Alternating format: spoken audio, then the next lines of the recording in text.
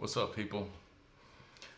Okay, so tonight I want to go over the Anunnaki.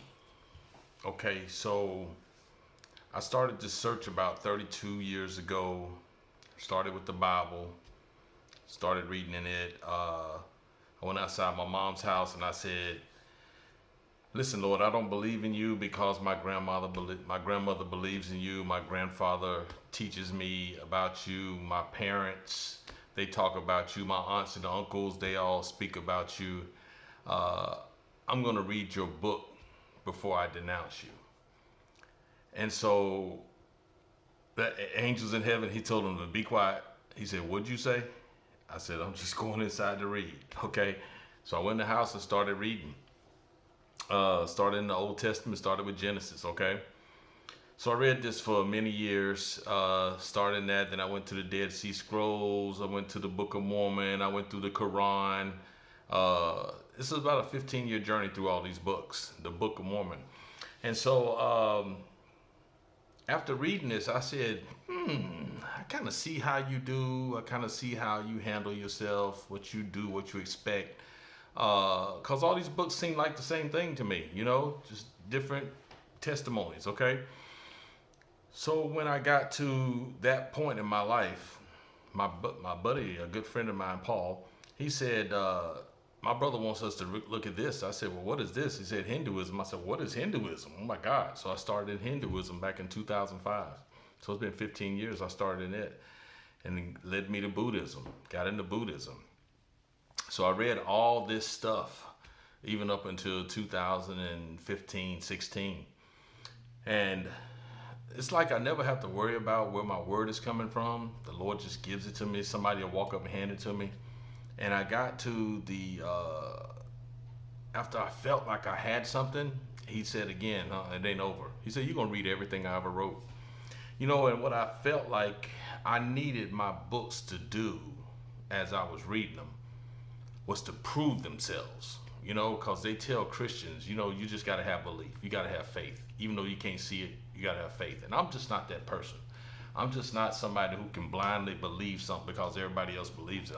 I got to read it, research it, find out for myself.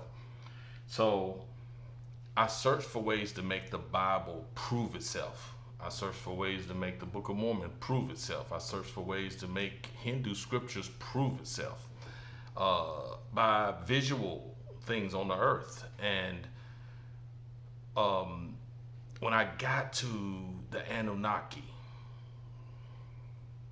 dang, it taught me that the Bible, all these scriptures, are little bitty pamphlets of an older story.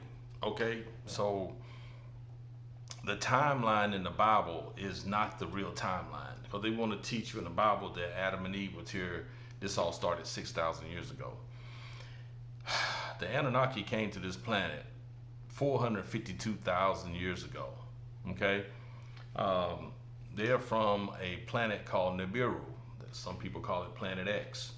Anunnaki. Anu is the father of two sons, Enki and Enlil. Anu Na Ki, if you break it all down, Anu is in heaven. Okay, the heaven that you think that you're going to when you die, and all this heaven you talk about it's Nibiru. It's a place where the words Anunnaki, Ki was the name of earth, okay? And Anunnaki means those who from heaven to earth came. Anu Na came, Ki, from heaven to earth came. Those from heaven to earth came. That's what Anunnaki stands for. And so in your Bibles, you got to think about this thing. Okay, so 452,000 years ago to now, there was no writing on the earth at the time. So these are oral traditions, stories handed down. Names have been changed in the Bible, So in science, and this is part of teaching you what is true and what you can prove, what is belief and what is knowledge, things that you can know. In science, they teach you that there's a sun and with 9 planets going around them in a circle.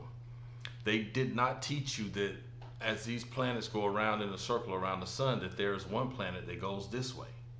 And every 3,500 years, it comes through. It comes past the Earth, comes over this, around the sun, it does its rotation.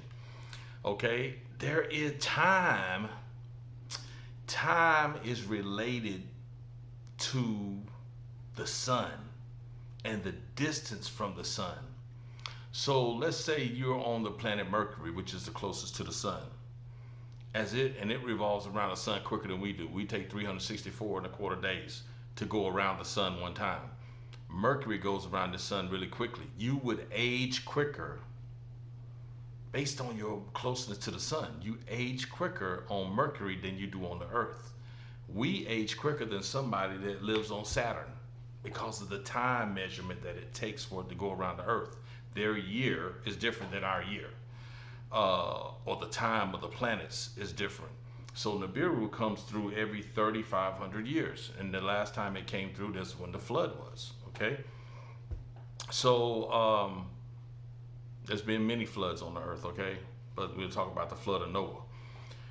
So on Nibiru, at one time there was a planet between the Earth and between Jupiter. There's an asteroid belt there now, because when Nibiru came through, it hit this planet and broke it into pieces. And this planet was called Tiamat, but now it's an asteroid belt, okay? And so when Nibiru comes through every 3,500 years, the gravitational pull on the Earth causes earthquakes, it caused the flood last time. They caused the Earth to heat up. And in Antarctica, the ice shelf melted. It broke off, fell into the ocean, and boom, water just came. And it caused the flood of Noah's day. Okay, so they knew this was going to happen. And the reason Noah was sent was because of that purpose. Okay, so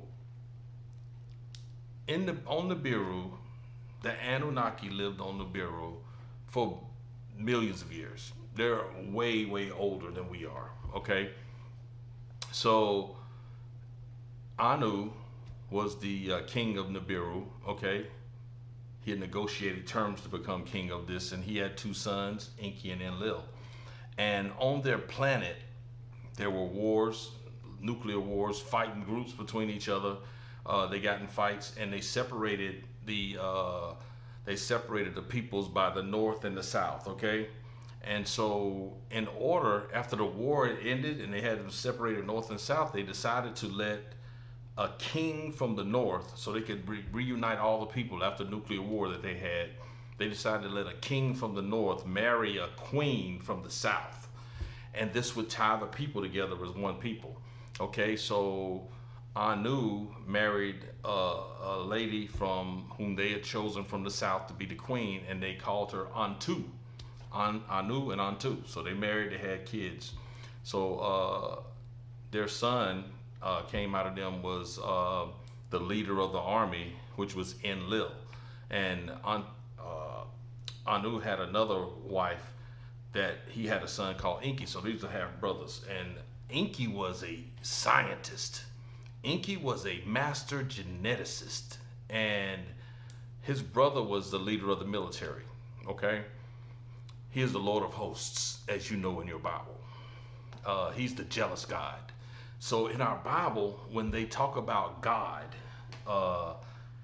it's a combination of 2 brothers that oral tradition of them telling stories, they have taken the qualities of one brother and the qualities of another brother and made them what we call God today. So when you say God, our God is a jealous God, you're talking about Enlil. When you say our God knows everything, our God he created Adam and Eve, you're talking about Enki. The 2 brothers have been joined together to make one God for us that we call God. So, and most people, when y'all say, oh God, do this, God, I'm like, dude, y'all don't even know you're talking about 2 Anunnaki brothers from a planet that goes this way around the sun, and it's called heaven. That's what we call heaven. They wrote in our scriptures, we want to die and go to heaven, meet God. You're going to meet Enki and Enlil and their father Anu. And Enki and Enlil reverenced their father as the Lord of Heaven, the Lord of Hosts. So even our God that we're calling God is sometimes talking about Anu, who is the father of these two boys. So on their planet, the ozone layer, they had volcanic eruptions and whatnot. The ozone layer was depleting itself, and they didn't know what to do. The sun was coming in and making it so hot on their planet that they needed to block the sun out some kind of way. So they found that gold and monatomic gold, which is like powdered gold, they could take up and spray it in the atmosphere, and that would reflect the sunlight out. And so on their planet, they were running out of gold. So they were going out into the universe, these other planets, to find gold so they could go back and replete the atmosphere and keep the sun from heating up the planet.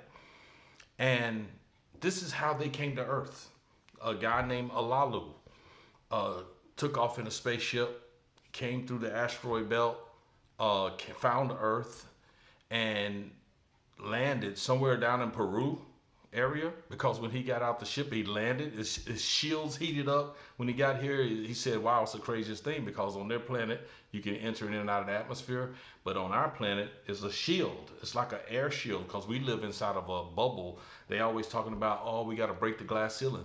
It's not a literal piece of glass, but it's a thick layer of air that's really tight that you have to break through. That's why they have to have shields on the spaceships. And when they're trying to break out of the atmosphere, you got to be going a certain mile an hour just to break through this thing. Okay, and so they came here and searched for gold. Alalu did. He got here. He found gold in the waters in Peru, in the Middle East. He found waters in some of the mountains. And he called back to home base and he said, listen, I found it. He went back to home. He reported. And they said he was a hero. This is where our word hero comes from. They said, let the heroes go down to the earth and bring this gold back so they can save our planet. And that's where we get all this heroes. Oh, we're such heroes. The heroes have done this. The heroes have done. It's all from the Anunnaki. These words that we use today. Oh, our essential persons are heroes. Oh, our police are heroes. Oh, our firefighters are heroes. This is where the word comes from. They call them heroes because they left the Nibiru and came down to the earth to find this gold. So they sent a whole team of guys here. A lot of them died. Their ships got hit by these rocks because these rocks are moving in the asteroid belt. And they used like nuclear weapons and the big water guns to push rocks so they could get through the asteroid belt, because you have to come from the outer edges of the atmosphere of the universe into. So you come past Pluto, you come past Uranus, Neptune, Jupiter, Saturn, and the asteroid belt, and then you come into the inner ring, which is where Mars is, and Earth and Venus and Mercury. Okay, so we're the seventh from the outside. They say we're the seventh planet. They call us the seventh planet because we are number 7 from the outside in, if you count it. Okay, and so they landed here and they mined gold on this place, and they shipped it back to Nibiru, and they saw that, oh my God, it helps. It clears the skies. It takes the heat away from it when they shoot it in the sky. The first thing I make my Bible do is prove itself. I gotta make it prove itself. What the Anunnaki talk about proves itself on the earth, because if you go outside, they're spraying chemtrails still today. The reason they spray chemtrails, because our atmosphere, our ozone layer is breaking up. They spray silver on our planet. They spray gold in Nibiru, and on the earth they spray silver iodide in the atmosphere to block the sun from the UV rays from coming into the earth and destroying the skin, so it proves itself. What they do on their planet, what happens in heaven, happens on the earth. Same thing. I'm gonna have to break this down. It's a long story, but I'll break this down into several different parts. But it's the beginning. This is like number 1 of the Anunnaki story. But the reason they came to the earth is to mine gold to take back to Nibiru. Okay, so we'll go deeper into the story next time.